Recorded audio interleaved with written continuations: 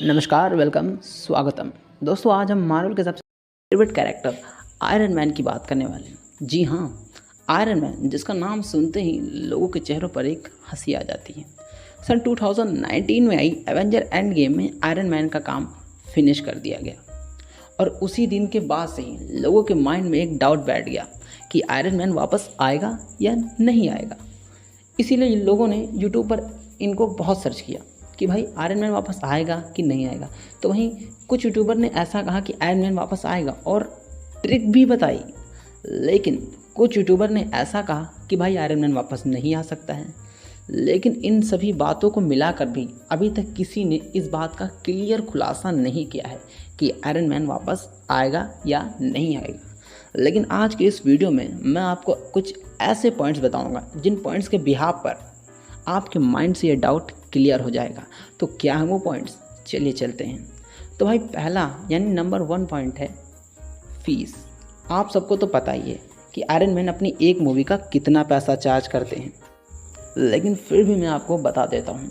Iron man ने Spiderman home coming में एक छोटे से रोल के लिए 34 करोड़ रुपया चार्ज किया था और वहीं एवेंजर एंड गेम में इन्होंने 524 करोड़ रुपया चार्ज किया था। बाप रे बाप, पैसा ही पैसा होगा। पैसा ही पैसा होगा। हाँ बहू भैया, पैसा ही पैसा होगा। अब आपके माइंड में ये सवाल उठ रहा होगा कि भाई जब इतना पैसा चार्ज करते हैं तो इनके पास पैसा तो बहुत होगा। जी हाँ, आप बिल्कुल सही सोच रहे हैं। RDJ हॉलीवुड के सभी रिच एक्टर्स में 4th नंबर पर आते हैं। समझ रहे हो ना कितना पैसा इनके पास होगा। लेकिन मुझे नहीं लगता कि भाई ये जो इतना पैसा चार्ज करते हैं ये कुछ गलत है। भाई RDJ की फ़ैन फॉलोइंग कुछ ज़्यादा ही है। After he is a very popular actor. लेकिन मार्वल वाले इनकी इतनी ज़्यादा फीस को भी देने के लिए तैयार थे। लेकिन वहीं उठता है दूसरा पॉइंट 2। तो दोस्तों, हमारा पॉइंट 2 ये है कि आयरन मैन इस रोल को करना नहीं चाहते थे। जी हाँ, आप सही सुन रहे हैं। सन 2008 में आई आयरन मैन नाम की मूवी ने लोगों को असली सुपर हीरो का मतलब समझाया था और उसी से ही MCU की शुरुआत हुई थी। और सन 2019 में इस एवेंजर एंड गेम से इसे एंड किया गया था। यानी पूरे 12 साल RDJ ने आयरन मैन के कैरेक्टर को बखूबी निभाया।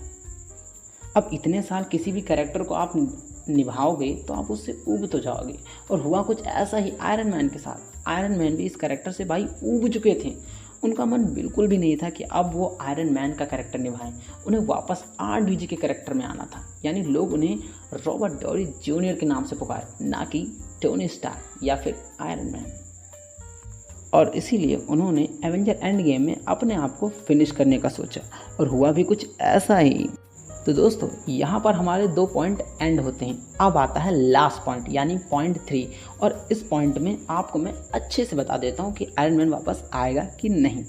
जैसा कि आप सब जानते हैं कि MCU की शुरुआत आयरन मैन से हुई थी और आयरन मैन से ही उसको एंड किया गया।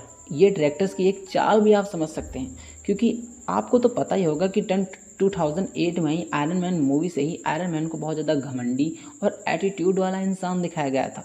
और जितनी भी मूवीज़ अब तक की आयरन मैन के साथ आई हैं उन सब में आयरन मैन को एक घमंडी इंसान दिखाया गया था जो सिर्फ अपने मतलब का सोचता था। यानी उसे दुनिया की कोई परवाह नहीं थी। वो बस अपने में रहता था। कोई मर रहा है या जी रहा, उसे कोई फ़र्क नहीं पड़ता था। इसीलिए फिल्म के डायरेक्टर ने आयरन मैन को सभी दुनिया वालों के लिए सेक्रीफाइस करते हुए दिखाया। और आप सब इस बात को अच्छी तरीके से जानते हैं कि भाई इन्फिनिटी स्टोन्स की पावर को कैप्टन अमेरिका भी झेल सकता था और वहीं थॉर भी, अगर उसे मोटा ना बनाया गया होता। लेकिन फिल्म के डायरेक्टर रूसो ब्रदर्स ने जानबूझ के आयरन मैन के हाथ से ही स्नैप कराया, क्योंकि आयरन मैन का भी मन अब ऊब चुका था। तो भाई आपको आंसर मिल चुका है कि आयरन मैन वापस क्यों नहीं आएगा। इन 3 पॉइंट्स में मैंने आपको पूरा क्लियर बता दिया है। अब जब आयरन मैन ही नहीं चाहता है कि मैं वापस आऊँ MCU में, तो हम क्या कर सकते हैं। तो भाई अभी के लिए बस इतना ही। मिलते हैं आपके साथ एक अगली वीडियो में। बिल्कुल इंटरेस्टिंग सा फैक्ट लाएंगे। बस हमारी वीडियो को लाइक और सब्सक्राइब करना ना भूलें। By India.